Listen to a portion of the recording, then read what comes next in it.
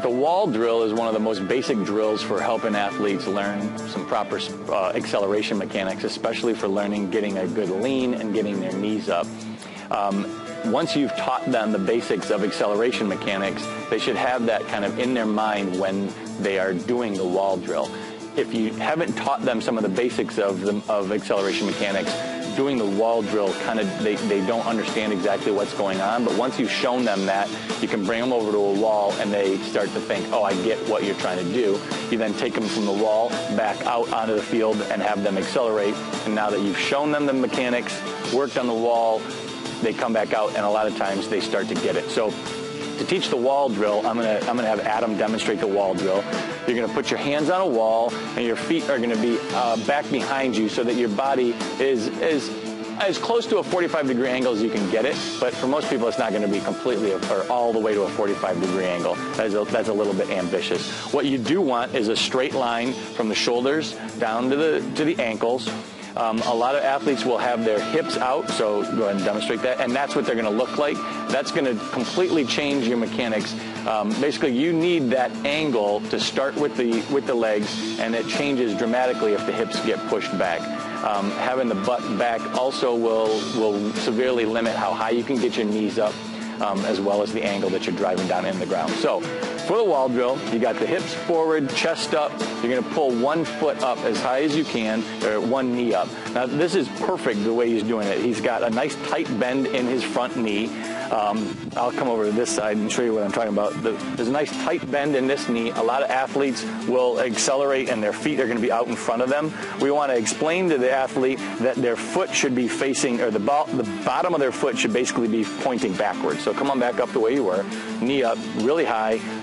Toes are up, so you got that nice tight dorsiflexed ankle as well. This is the position that you should look like if you did like a freeze frame in the middle of an acceleration. So from here, all I'm going to have Adam do is switch his feet one time. So I'm just going to say switch. He's going to drive his right foot down and pull his left knee up in the same position on the opposite side. Ready, Adam? Switch. Switch. Switch. Switch. Good. And each time he comes up here, you're going to see differences in the way kids are doing it. So this time I want you to do it, like mess it up and have your ankles going all over. So this is more what you're going to maybe see, and here's how to correct it. Ready? Switch. So you say, oh, keep your knee bent tight, bend that knee tight. Good. Ready? Switch. Good. And you won't maybe get it up as high. So you say, got to get it up high, got to get it up high. Ready? Switch. And now you can see he's leaning forward. So you got to say, oh, get your hips forward and your chest up. Good. You can take a break for a second. So doing this drill is going to give you lots of opportunities to coach the mechanics again, and you can always go back to the stuff that you've already taught them. The second phase of this, or the next progression, is going to be to do multiple steps without holding it in between. So now I'm going to have you do 4 steps. So he's going to be in the same position, and he's going to do 1, 2, 3, 4, and hold that last one up. Ready? So he starts in that same position. Ready, set, go. 1, 2, 3, 4. Perfect. Ready, go. 1, 2, 3, 4. Perfect. Good. And you can just see that Adam's pushing hard into the wall. What the kids want to be able to feel is a lot of pressure into the wall. As soon as they break at their hips and they bend, there's not going to be any more pressure at the wall, and all the force is going to be like pitter-pattering down on the ground. So if he's doing that, you're going to help coach him into doing it the right way. What I like to tell groups of kids, if you've got a bunch of them lined up on the wall, is, all right, everybody, we're going to try to push this wall over.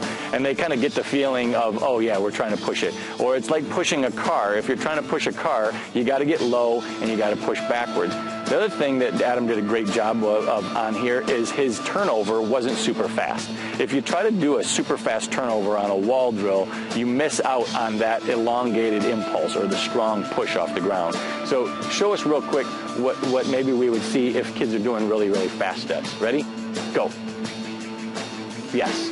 Perfect. So you're going to see that all the time, where it's these teeny little baby steps, but not much power in the ground. If we had a force plate hooked up to the wall, when he does it right, there's probably a lot of force going into the wall, which means he's pushing backwards hard. And when he does it with those baby little steps, there's probably not nearly as much force, which means that he's not pushing backwards. That equals slower speeds forward.